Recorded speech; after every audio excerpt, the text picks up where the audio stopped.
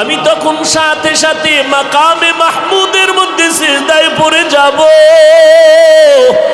আর বলবো, আল্লাহ আমার উম্মতের বাঁচাও,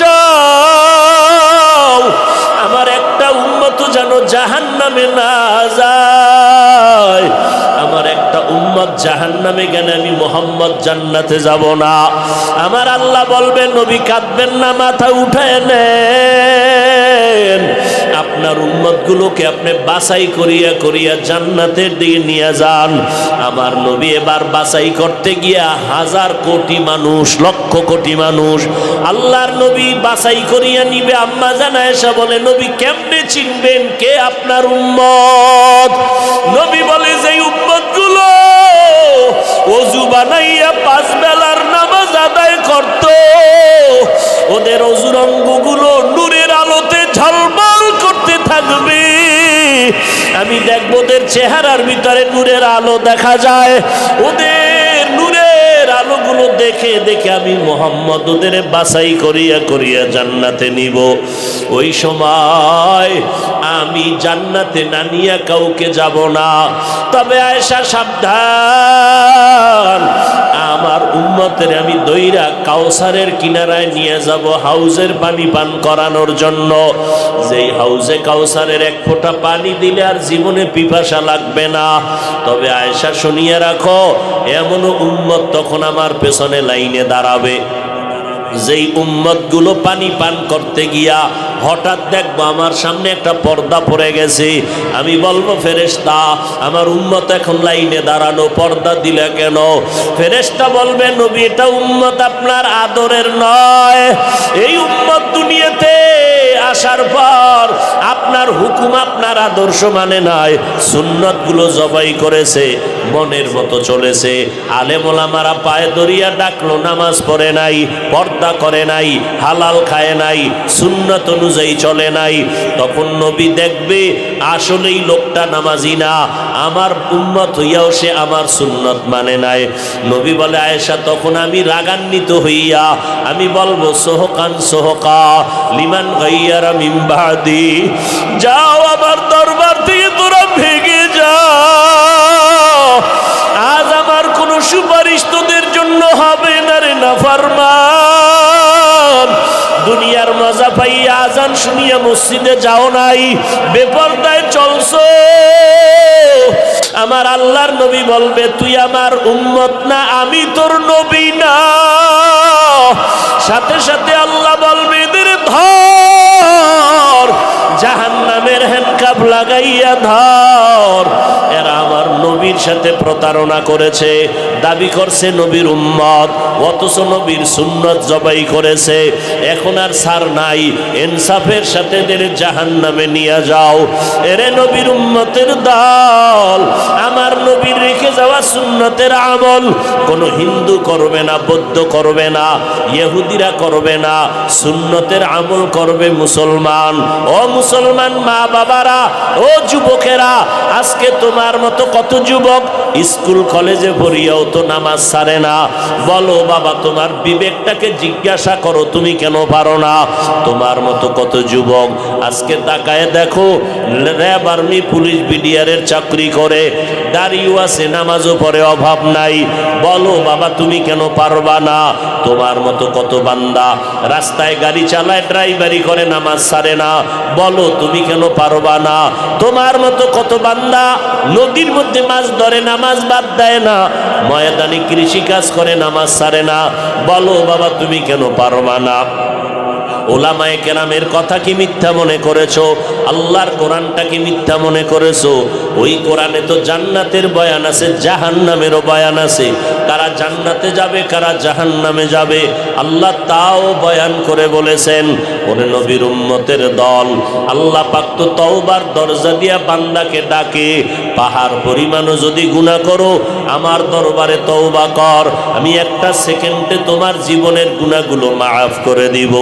আজকে আমাকে সবাই কত সম্মান করে, তোমাকে কত সম্মান করে, অথচ তুমি চোখ বন্ধ করে নিজের আমলনামার দিয়ে তাকাও, জীবনে কত অন্যায় করেছো, যেই অন্যায়ের খবর মা বাবা জানলে আর সম্মান দিত না। আল্লাহ বলে, বান্দা আমি জানার পরও তোর উপরে রাগ করে পানি বন্ধ করি নাই, বাতাস বন্ধ করি নাই, বরং আমি আল্লাহ তওবার পথে ডাকতেছি, আয় আয় আয়, ওরে আমার দরবারে এসে একবার আল্লাহ বলে ডাক দাও। যদি একবার আল্লাহ বলিয়া কলিজা দিয়া ডাক দিয়া 2 ফোঁটা চোখের পানি ছেড়ে বলো, দয়ার মালিক, এই ময়দানে আমার মতো গুনাহগার কেউ নাই, আমার গুনার কারণে আমার হাত না পাক, চোখ না পাক, জিহ্বা না পাক, আমার অন্তর না পাক, এই অবস্থায় যদি আজরাইল আসে আমার উপায় নাই, জাহান্নামের আগুন সহ্য করতে পারবো না রে মালিক। গুনাহ নিয়ে কবরে গেলে 2 পার্শ্বের মাটির চাপ, ওই কবরে জাহান্নামের আগুন সইতে পারবো না। ও আল্লাহ, ময়দানে তুমি নিয়ে আসো, গুনাহ অবস্থায় ফিরাইয়া দিও না। ও আল্লাহ, তুমি তওবাওয়ালা জীবন দান করো। দুনিয়াতে যতদিন বেঁচে থাকবো আর নামাজ ছাড়বো না, বেপরদায় চলবো না, মা বাবারে কষ্ট দিব না, ওলামায়ে কেরামের বিরোধিতা করব না, দেশ ও জাতির বিরুদ্ধে ষড়যন্ত্র করব না।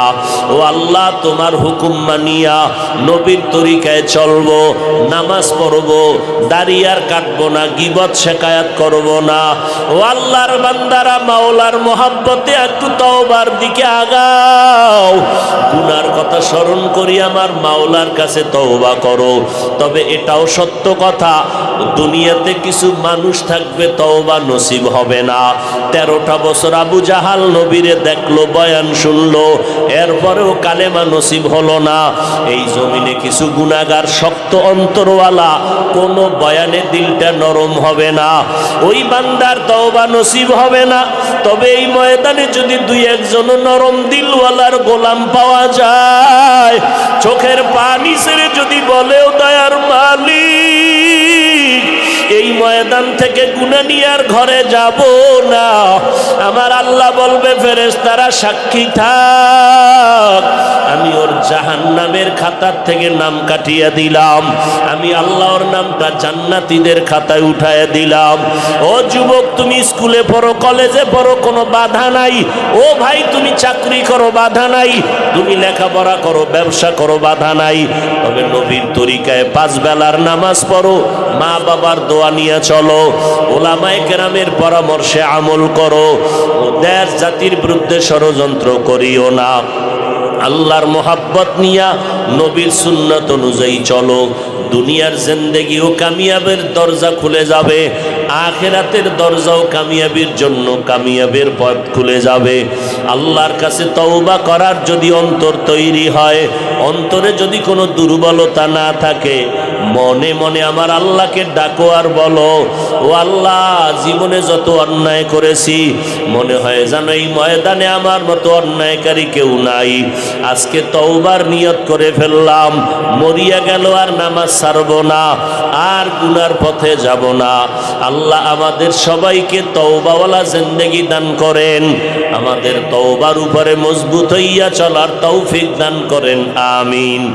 4 কারণে গীবত করা ওয়াজিব, না করলে কি হবে? গুনাহ। হ্যাঁ, এবার আর একটা বলবে অতি চালাকেরা, যে হিংসায় ভরা, স্টেজে উঠলেই আক্রমণ, স্টেজে উঠলেই আক্রমণ। নবীজি ভণ্ডদের বিরুদ্ধে, বাতিলের বিরুদ্ধে কথা বলেছিলেন, জানা থাকলে বলেন, আপনার অন্তর কি বলে? রসুল বাতিলের পক্ষে না বিপক্ষে? কথা বলেন সাহাবায়ে কেরাম। তাহলে বাতিলের বিরুদ্ধে কথা বলা আজকে থেকে আজীবনের জন্য মনে রাখবেন, ভণ্ডদের বিরুদ্ধে কথা বলা হিংসা নয়, বরং রসুলের সুন্নত। হিংসা না সুন্নত? আরে পাগল, হিংসাই যদি করি তাহলে 5 কুল্লি মাথায় দিয়ে অন্য টুপির বিরুদ্ধে ওয়াজ করতাম, কওমি মাদ্রাসায় পড়ে অন্য প্রতিষ্ঠানের বিরুদ্ধে ওয়াজ করতাম, তাবলিগের পক্ষে বললাম, তাবলিগ যারা করে না তাদের বিরুদ্ধে বলতাম, ওই কোনোদিন তো বলি নাই।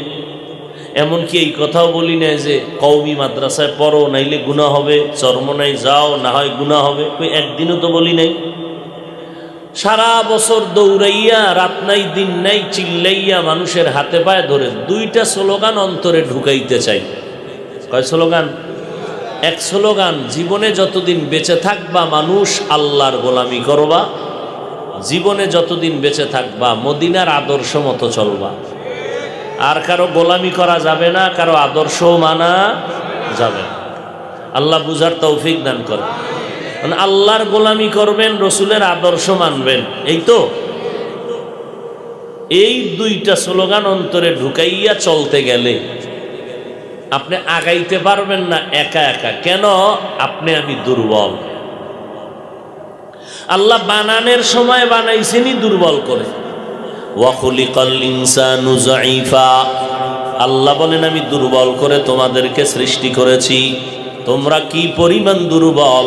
একটা পিপিলিকার কাছেও মানুষ বড় দুর্বল, একটা মশার কাছেও মানুষ বড় দুর্বল। হাঁটার বেলায় আমরা দুর্বল, খানার বেলায় দুর্বল, মেধার বেলায় দুর্বল। দুনিয়ার লাইনে আমাদের মেধা কম, আখিরাতের লাইনেও আমাদের মেধা বড় দুর্বল।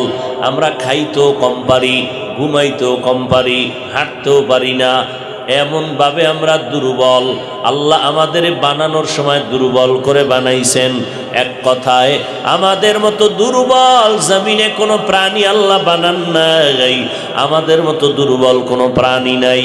দুনিয়ার লাইনে আমরা এতটাই যে দুর্বল, একজন MBBS doctor, FRCS doctor certificate নিয়ে বসলো চেম্বারে, 1000 টাকা 500 টাকা ভিজিট নেয়, কিন্তু MBBS ডাক্তারের সার্টিফিকেট নিয়া 10 জন ডাক্তার বসলো একটা থানা শহরে অথবা জেলা শহরে, মুন্সিগঞ্জ শহরে MBBS ডাক্তার আছে 10 জন, 10টা চেম্বার খোলা।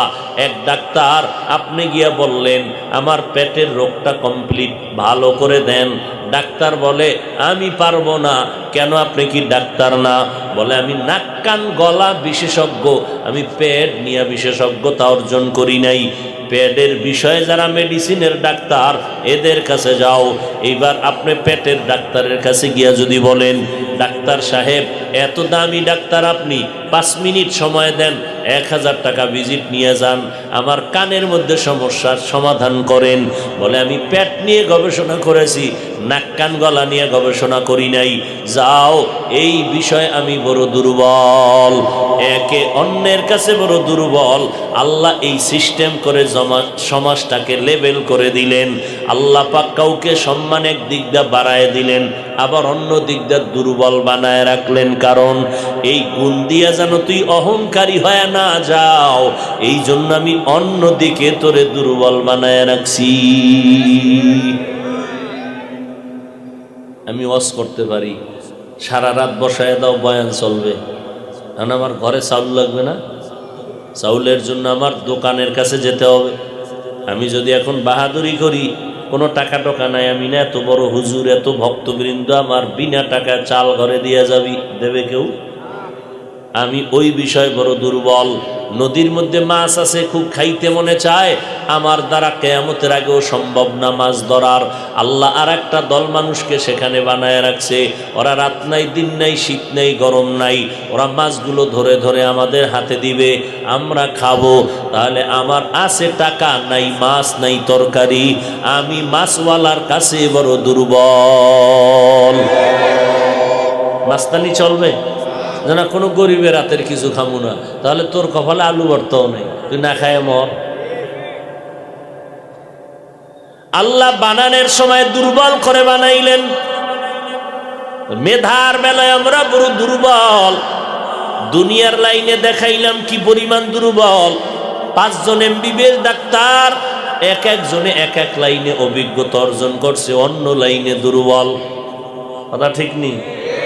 লিভারের ডাক্তার আলাদা, গ্যাসের ডাক্তার আলাদা, ঠিক নেই? কণ্ঠের ডাক্তার আলাদা, নাক কান গলা আলাদা, মাথা নিয়ে গবেষণা করে আলাদা, এক একজনে এক এক লাইনে আগানো, আর একদিকে দুর্বল। কেন? আল্লাহ সামাজিক অবস্থাকে ব্যালেন্স করে দিলেন যেন সুন্দরভাবে জিন্দেগি চলে। তুমিও ওনার কাছে দুর্বল, ওই বান্দাও তোমার কাছে অন্য দিক থেকে দুর্বল। আবার একটা গুণ আছে, যেই গুণে বান্দা সম্মানে চলবে, যে সম্মানে যেন অহংকারী না হয়, দুর্বল পয়েন্টটাও আবার রেখে দিন। আখিরাতের লাইনও আমরা বড় দুর্বল। যারা কোরআন শরীফ পড়তে পারে না, যারা কোরআন পড়তে পারে তাদের কাছে দুর্বল।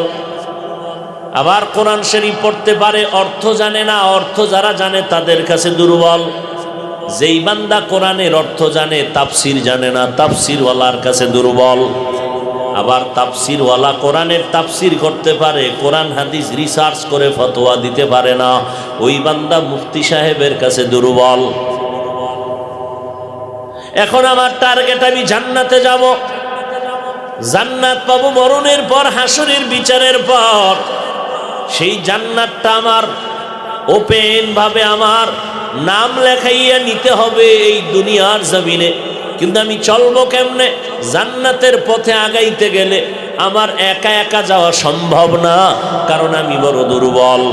একদিকে আমি দুনিয়ার লাইনে দুর্বল, আখিরাতের লাইনেও বড় দুর্বল। এদিকে আমি কেমনে আগাবো? অন্যদিকে আবার যেই দুনিয়াতে বৈশা আমি জান্নাতের কাজটা করব, সেই দুনিয়ার পরিবেশটা বড় নাপাক। দুনিয়ার পরিবেশ পাক না নাপাক? দেখছেন নি, অজের ভ্যান্ডেলে বইছে, এহেনে বইও বাদাম, এহেনে বইয়ে বুট খায়, এহেনে বইয়ে পান খায়, আবার বাইরে গিয়ে একটু বিড়ি টাইনে খাড়ায়। বুঝেননি কি পরিমাণ অপবিত্র দুনিয়ার পরিবেশটা। ওয়াজের ভ্যান্ডেল আইছে, বেহেশতের বাগান, বসলেই গুনামাপ। এহেনে আইয়াও পান খাওয়া লাগবে আধা ঘন্টা বয়ানের টাইমে, এখানে চা টানা লাগবে, এখানে আইসাও আপনার বিড়ি টানার মাথা গরম হয়ে যায়, বাইরে গিয়া টানতেই হবে। এই যে এক অবস্থা, তাহলে আপনি নেক আমল করবেন কিভাবে? মসজিদের ভেতরে যাবেন, নিরাপদ জায়গা, নিরাপদ না? কিন্তু না, সেখানেও যাবেন, মোবাইলের এমন রিংটোন বেজে উঠলো, নামাজে দাঁড়ায় গেলাম, এমন মনটা নরম হয়ে গেছে, আল্লাহর সামনে দাঁড়ানো, এত মোহাব্বতে নামাজ পড়ি, মোবাইল এসে এমন একটা আওয়াজ দিল, আমার খেয়ালটা নষ্ট হয়ে গেল, মসজিদের পরিবেশটাও বেতাল হয়ে গেল। আচ্ছা, আমি মোবাইল নিই না, আমি বড় ভালো মানুষ, আর একজন চাচায় মোবাইল নিয়া, এবার সে তো আর রিংটোন বন্ধ করতে পারে নাই, এমন রিংটোন বাজলো, ইমাম সাহেবের কেরাত পুবে গেছি গা, এখন আর পশ্চিমে নাই, কলবের হালাত সবার নষ্ট হয়ে গেছে। এই চাচায় আবার কি করছে, ডান পকেটে হাত দিয়ে দেয়, মোবাইল কই দেয়, ওই পকেটে নাই, নামাজের ভিতরেই, আবার বাম পকেটে দিল, ওখানে বাইর কইরা সামনে আনছে, এবার দেখ কোনটায় চাপ দিলে এটা বন্ধ হইব, এটার খুঁজতে খুঁজতে 1.5 মিনিট গেছি গা, নামাজ কই, মোবাইল কই, আল্লাহ কই। হাসেন আপনারা? এই আকামগুলো চলেনি? ফতুয়া তো দিয়ে দিছে মুফতি সাহেবরা যে চাপ দিয়ে বন্ধ করো, এমনি বাইর কইরা এরপরে বাটন বটন খুইজা এরপর দোনো হাত দিয়া একটা কারবার শুরু করছে নামাজের ভিতরে। কে আর ভিডাইব? কারো উপায় নাই ভিডা। চেয়ারম্যান হইছে একজন, কেডা? আলহাজ লুৎফুর রহমান তালুকদার। জুমার দিন মসজিদে চেয়ারম্যান 36 জন, সব চেয়ারে বইয়া নাক টানে আর ঘুমায়। দেখছেন নি? জুমার মসজিদ ভরা চেয়ার চেয়ার চেয়ার। ফতুয়া পাইছে একটু তিল, এটার টান দিয়ে বানাইছে তাল, চেয়ারে বয়ে বয়ে ঘুমায়। ইমামের বয়ান কে শুনবে? পাশে বইয়া নাক টানতেছে, মোটামুটি বিলকিসের সিংহাসনে যাইতেছে টানতে টানতে। যখন একামত ফট করে দাঁড়ায় গেছে, যুবক একটা কয়, দাদা অজু? কানা অজু টুজু? ঘুমাইলেন? কানা কই ঘুমাইছি, যে নাক টানলেন তো মোরা খাবাইছিলাম। বিনা উজুতে নামাজ হবে? তো কাফের হয়ে যাবে। বিনা উজুতে আল্লাহকে সেজদা দেওয়া সম্পূর্ণ কুফরি। ওই চাচারে আর কেউ পারলো না অজু করাইতে, হে নামাজ পইরা আস্তে আস্তে গেছি, হইছে নামাজ। তাহলে মসজিদের মধ্যেও যেই বর্তমান হালাত, কি অবস্থা, যে আমরা নীরব নাই। তাহলে যেই দুনিয়ার পরিবেশে আমি ন্যাক আমল করব, এই পরিবেশটাও কি খারাপ। রাস্তা দিয়ে হাঁটবেন, আপনার এটার কি কয়, মুখ ডাইকে হাঁটে না? আরে না, আমি মাস্ক মহিলারা কি পরে, পুরুষের পরা দরকার, উপায় নেই। আপনি চিন্তা করতে পারেন, কোনো বাবায় যদি কন্যা সন্তানটাকে বলে, ও মা তুমি ওড়নাটা টেনে ভালো করে দাও, মেয়ে যদি বলে আমার স্বাধীনতা তুমি আক্রমণ করো কেন, বাবার আর অধিকার নাই এই সোনার বাংলায় মেয়েকে আর চাপ দিবে, এই অধিকার নাই বাবার। এটা রুফার বাংলা না সোনার বাংলা, এবার হিসাব করো। যেই দুনিয়াতে আছি দুনিয়ার পরিবেশ বড় নাপাক, এরপরেও অন্য অন্য রাষ্ট্রের তুলনায় আলহামদুলিল্লাহ আমার সোনার বাংলাদেশ অনেক ভালো।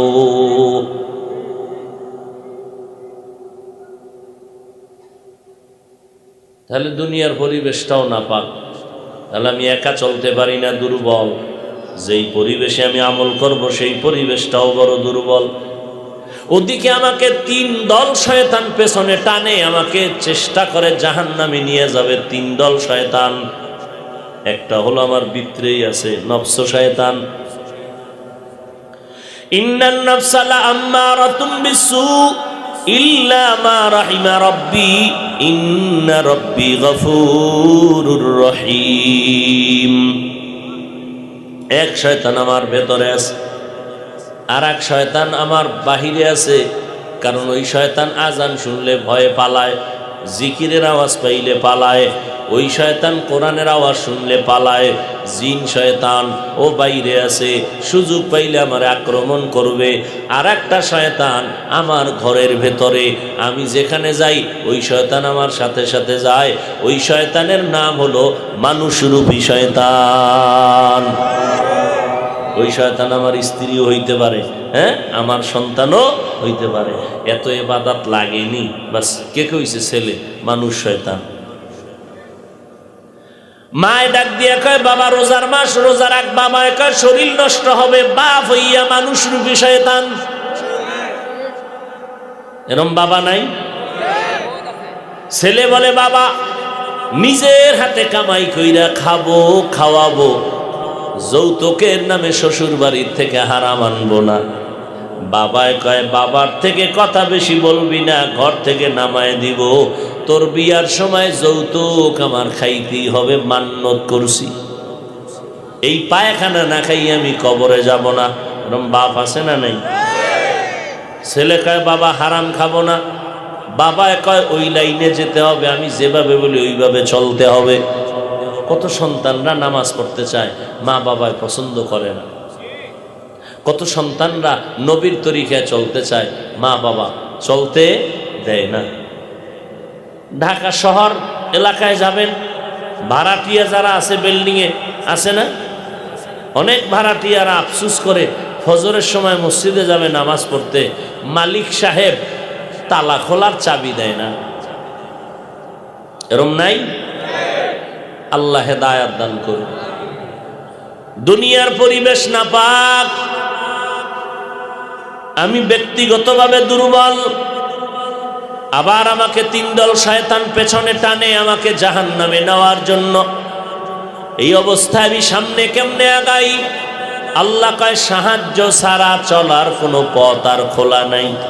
একা একা পারবা না, তুমি একটা দলের সাথে চলো, তাহলে যত বড় শয়তান হোক সামনে আসতে ভয় পাবে। সাহায্য নিয়ে চলো। এখন সাহায্য তুমি কার থেকে নিবা? এক আওয়াজে যদি জিজ্ঞে আপনারা কার থেকে সাহায্য নিবেন, বাঙালি অত চালাক, হাত পা উঠাইয়া বলবে আমরা আল্লাহর থেকে নিব।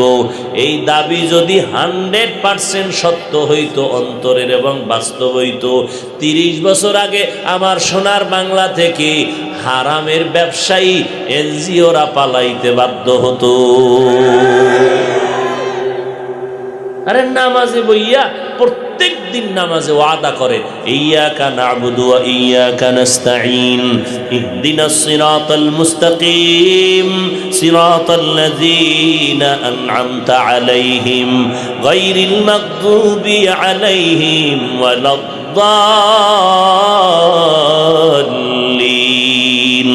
নামাজে দাঁড়াইয়া ওয়াদা করে, ইয়্যাকা না'বুদু, আল্লাহ আপনারই ইবাদত করি, ওয়া ইয়্যাকা নাস্তাঈন, আপনার কাছে এই সাহায্য প্রার্থনা করি। নামাজের পরে বিড়ি, হ্যাঁ, হারাম খাওয়ার জন্য পাগল হয়ে গেল। আহা, নিজের ছেলে নাই, কি করছে, ভাইয়ের ছেলের লয়ে দইরা লয়ে গেছে ব্যাংকে, এই ওর নামে লোন দাও। আসেনি এরকম? আল্লাহর দুশ্মন,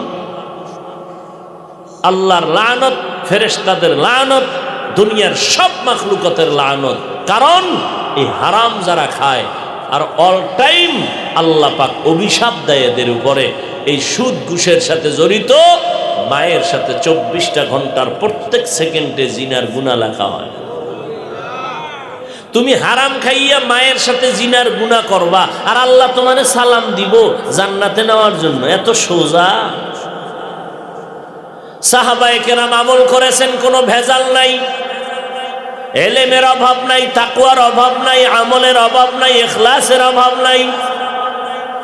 আল্লাহ তাদের আমলের ভিতরে ঈমানের কারণে খুশি হইয়া আল্লাহ তাআলা তাদেরকে জান্নাতের সার্টিফিকেট দিয়ে দিলেন। এরপরও ইতিহাস পড়ে দেখবেন, আমার নবীর সাহাবী জান্নাতের বান্দা আবু বকর সারা রাত্র নামাজে জীবনভর কান্না করলেন। হাসরের ময়দানে আমি কেমনে একা মাওলার আদালতে দাঁড়াবো? বকরির একটা বাচ্চা হাতের মধ্যে নিয়ে কয়, বকরির বাচ্চা তোর কপাল বড় ভালো, আমি আবু বকরের বড় ভয়। তুমি বড় হইবা, মানুষ তোমারে খাইয়া পেটটা ভরিয়া শক্তি নিয়ে নামাজ পড়বে, ইবাদত করবে, তোমার কোনো হিসাব নাই, জান্নাতও নাই, জাহান্নামও নাই। কিন্তু আমি আবু বকরের ভয়, আমার কবরে যেতে হবে, সাদা কাফনের প্যাকেটে আমাকে ঢুকতে হবে, কত হাজার বছর আমার কবরে থাকা লাগবে তার কোনো ঠিকানা নাই। আল্লাহর আদালতে দাঁড়ান লাগবে, যদি হিসাবের বেলায় আটকা পড়ে যায় আমার হ্যান্ডকাপ লাগবে, জাহান্নামের হ্যান্ডকাপ। ওই জাহান্নামের একটা সেকেন্ডের আগুনের তাপ আমি সহ্য করতে পারবো না। আবু বকরের মতো বান্দা যদি কান্না করেন, আপনার আমার কি পরিমাণ কান্না প্রয়োজন? আজকে কান্নাও নাই, কান্নার বয়ানও নাই। কেউ যদি কান্না করে, কিছু কপাল পোড়ারা তাকাইয়া তারে তিরস্কার করে আর হাসাহাসি করে, দেখ লজ্জা নাই কেমনে কাঁদে। হ্যাঁ, কি পরিমাণ বেহায়া বেলাজা! ওরে লজ্জা তো তোর নাই, কোরআনের বাগানে বসছো, তোর চোখে পানি আসে না কেন বেহায়া? অথচ সে উল্টা বলতেছে কান্নাওয়ালাকে, কাঁদো কেন? আবার কালা চশমার হুজুর কান্নার বিরুদ্ধে ওয়াজও করে। কোথায় যাবেন? অথচ আমার রসুলের কোনো গুনাহ নাই। আমার মায়ার নবী ঘরের মধ্যে বসে কান্না করতেছেন। আম্মা জান আয়েশা রাদিয়াল্লাহু আনহা বলেন, পয়গম্বর কেন কান্না করেন আপনি? রাহমাতুল লিল আলামিন। আমি আয়েশার কোনো বেয়াদবি হয়েছে নাকি? বলে কেন? কয় নবী আমার বয়স তো কম, 6 বছরে আপনার সাথে আমার বিবাহ হলো, 9 বছরে আমি আপনার ঘরে আসলাম, আমার বয়স অনেক কম। ওয়াজানতে কোনো বেয়াদবি না হইয়া গেল, আপনি এই জন্য কাঁদেননি? কয় না রে আয়েশা, জন্য কাঁদি না। ও পর্দার আড়ালের আম্মা জানেরা আছে, এরে আম্মা জান, আপনারা তো নারী, কত দামি, নবীদের মা, সাহাবায়ে কেরামের মা, আউলিয়ায়ে কেরামের মা। আম্মা জান আয়েশা রাদিয়াল্লাহু আনহার মতো নারী, ফাতেমা রাদিয়াল্লাহু আনহার মতো নারী, খাদিজা রাদিয়াল্লাহু আনহার মতো নারী আপনারা। আপনারা হাফেজে কোরআনের মা, আদর্শ সন্তানের মা, একটা আদর্শ সন্তান জমিনে উপহার দিবেন। একটা সন্তানের দ্বারা সমাজ আলোকিত হয়ে যাবে। ওই সন্তান উপহার দিতে হলে মা আপনাকে আদর্শওয়ালা হতে হবে। আম্মা জান আয়েশা বলেন, আমি নবীর ঘরে 9 বছর বয়সে আসলাম। 18 বছর যখন হয়ে গেল আমার বয়স, তখন আমার নবী দুনিয়ার থেকে বিদায় হলেন। আমি নবীর ঘরে সময় কাটাইলাম মাত্র 9 বছর। আমার নবী আমারে এমন দোয়া কইরা দিছেন, এই 9 বছরে আমি আয়েশা কত দামি হয়ে গেছি। 2000-এর উপরে হাদিস আমার মুখস্থ হয়ে গেল। আমি 2000-এর উপরে হাদিসের হাফেজা হয়ে গেছি। আল্লাহর নবী আমি আয়েশাকে এমন মোহাব্বতের দোয়া করেছেন। বড় বড় বড় বড় সাহাবায়ে কেরাম যাদের এলেমের কমতি নাই, এরাও মাঝে মাঝে কোনো মাসআলায় যদি আটকাইয়া যাইতেন, আমি আয়েশার কাছে আসলেই আমি জবাব দিলে সমাধান হয়ে যাইত।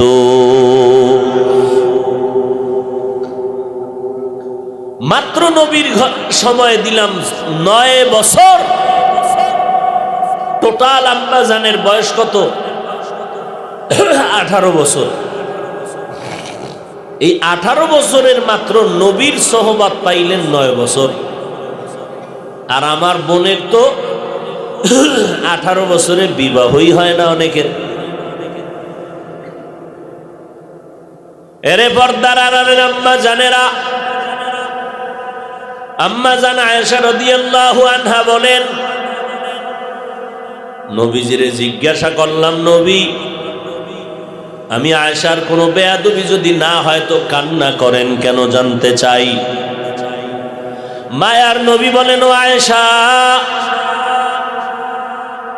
আজ আমার কান্নার কারণ হাসরের কঠিন সময়ের কথা আমার মনে পড়ে গেল।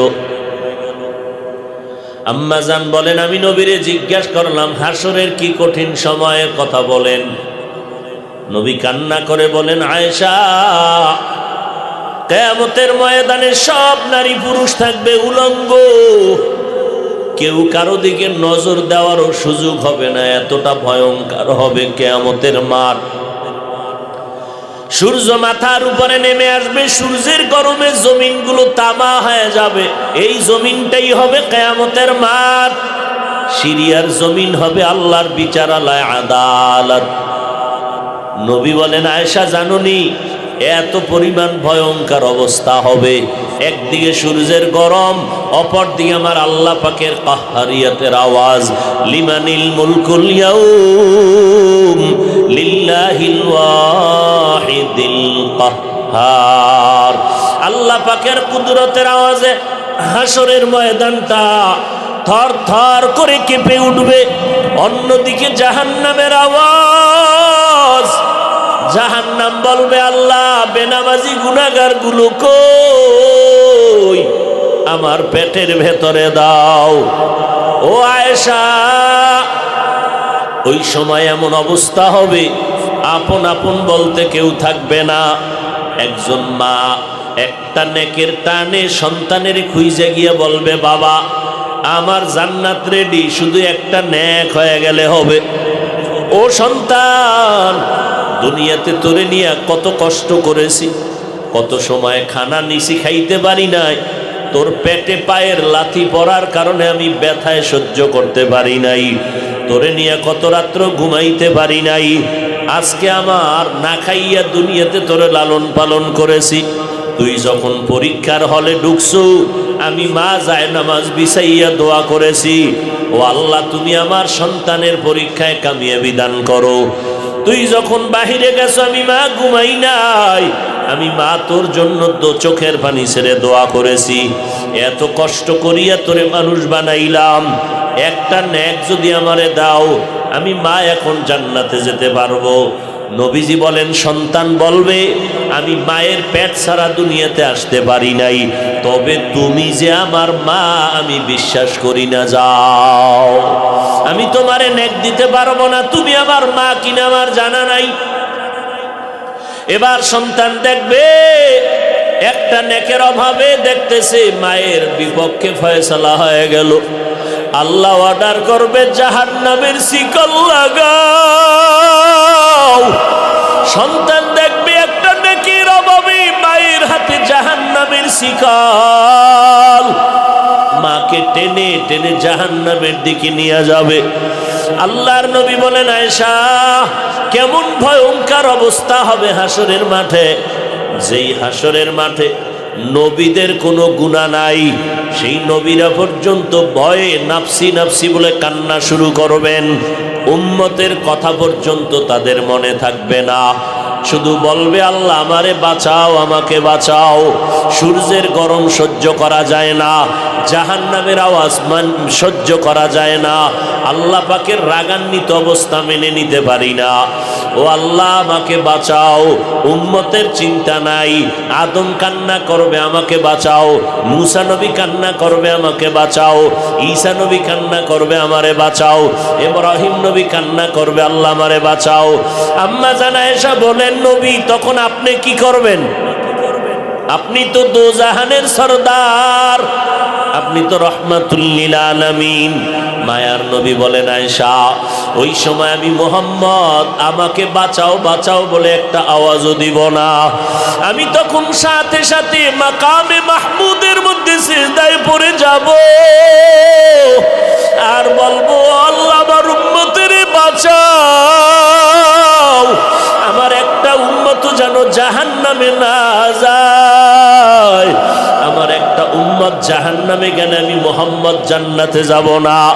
আমার আল্লাহ বলবে, নবী কাঁদবেন না, মাথা উঠায় নেন, আপনার উম্মতগুলোকে আপনি বাছাই করিয়া করিয়া জান্নাতের দিকে নিয়ে যান। আমার নবী এবার বাছাই করতে গিয়া হাজার কোটি মানুষ, লক্ষ কোটি মানুষ আল্লাহর নবী বাছাই করিয়া নিবে। আম্মা জান আয়েশা বলে, নবী কেমনে চিনবেন কে আপনার উম্মত? নবী বলে, যে উম্মতগুলো ওযু বানাইয়া 5 বেলার নামাজ আদায় করত, ওদের ওযুর অঙ্গগুলো নূরের আলোতে ঝলমল করতে থাকবে। আমি দেখব ওদের চেহারার ভিতরে নূরের আলো দেখা যায়। ওদের নূরের আলোগুলো দেখে দেখে আমি মুহাম্মদ ওদের বাছাই করিয়া করিয়া জান্নাতে নিব। ওই সময় আমি জান্নাতে না নিয়ে কাউকে যাব না। তবে আয়েশা সাবধান, আমার উম্মতের আমি দইরা কাউসারের কিনারায় নিয়ে যাব হাউজের পানি পান করানোর জন্য। যেই হাউজে কাউসারের 1 ফোঁটা পানি দিলে আর জীবনে পিপাসা লাগবে না। তবে আয়েশা শুনিয়ে রাখো, এমন উম্মত তখন আমার পেছনে লাইনে দাঁড়াবে, যেই উম্মতগুলো পানি পান করতে গিয়া হঠাৎ দেখবো আমার সামনে একটা পর্দা পড়ে গেছে। আমি বলবো, ফেরেশতা আমার উম্মত এখন লাইনে দাঁড়ানো, পর্দা দিলে কেন? ফেরেশতা বলবে, নবী এটা উম্মত আপনার আদরের নয়। এই উম্মত দুনিয়াতে আসার পর আপনার হুকুম, আপনার আদর্শ মানে নাই, সুন্নতগুলো জবাই করেছে, মনের মতো চলেছে। আলেম ওলামারা পায়ে দরিয়া ডাকলো, নামাজ পড়ে নাই, পর্দা করে নাই, হালাল খায় নাই, সুন্নত অনুযায়ী চলে নাই। তখন নবী দেখবে আসলেই লোকটা নামাজি না, আমার উম্মত হইয়াও সে আমার সুন্নত মানে নাই। নবী বলে, আয়েশা তখন আমি রাগান্বিত হইয়া আমি বলবো, সোহকান সোহকা লিমান গাইয়ারা মিন বাদি, যাও আমার দরবার থেকে তোরা ভেগে যাও, আজ আমার কোনো সুপারিশ তোদের জন্য হবে না রে নাফরমান।